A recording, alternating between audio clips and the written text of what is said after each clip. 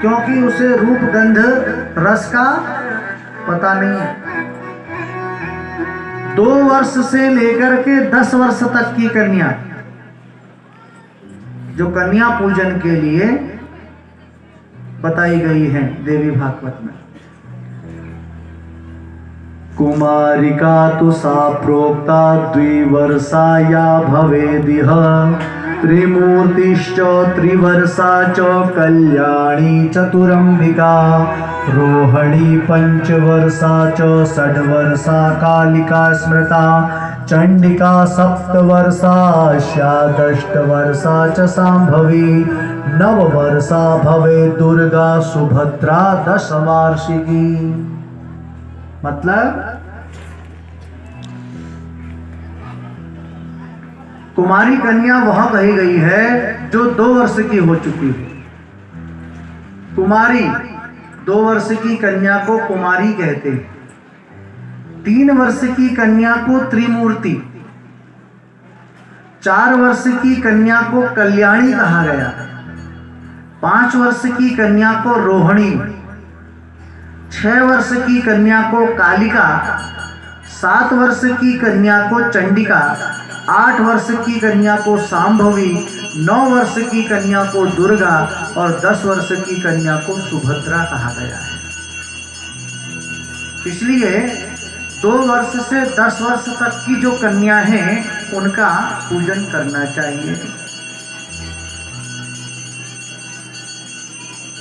पूजन विधिवत रूप से करना चाहिए, क्योंकि ये 9 दुर्गाएं हैं, 9 कन्याएं हैं, जिससे व्रत पारायण की सिद्धि होती है। और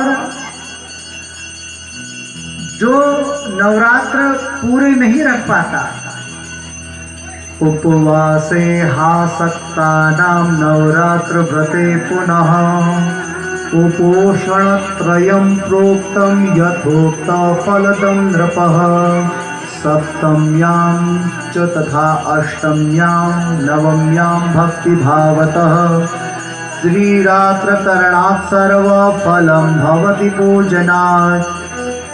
हे राजन, जो पूरे नवरात्र भर उपवास करने में असमर्थ, जो पूरे नवरात्र नहीं रख पाता, 9 दिन पूरे नहीं रख पाता, उनके लिए बताया केवल 3 दिन का उपवास भी यदि वो करे तो उसे यथोक्त फल की प्राप्ति होती है। कौन कौन सा? सप्तम्यां तथा अष्टम्यां नवम्यां भक्ति भावतः, सप्तमी, अष्टमी और नवमी, इन तीनों का यदि इन 3 दिन में अष्टमी, नवमी, सप्तमी का व्रत रखे तो उसे भी यथोक्त फल की प्राप्ति होती है। पूजन इत्यादि करने के बाद सुंदर प्रकार से हवन इत्यादि करे, ब्राह्मणों को भोजन कराए और प्रांबा भगवती का कीर्तन करे। ये नवरात्र पूजन विधान है। जन्मेजय कहते हैं, भगवान क्या कोई पाव्रत को करे तो उसकी सदगति हो सकती है? बोले हाँ, क्यों नहीं। महापातक संयोग कि हे राजन, पूर्व काल में पुरा कश्चिद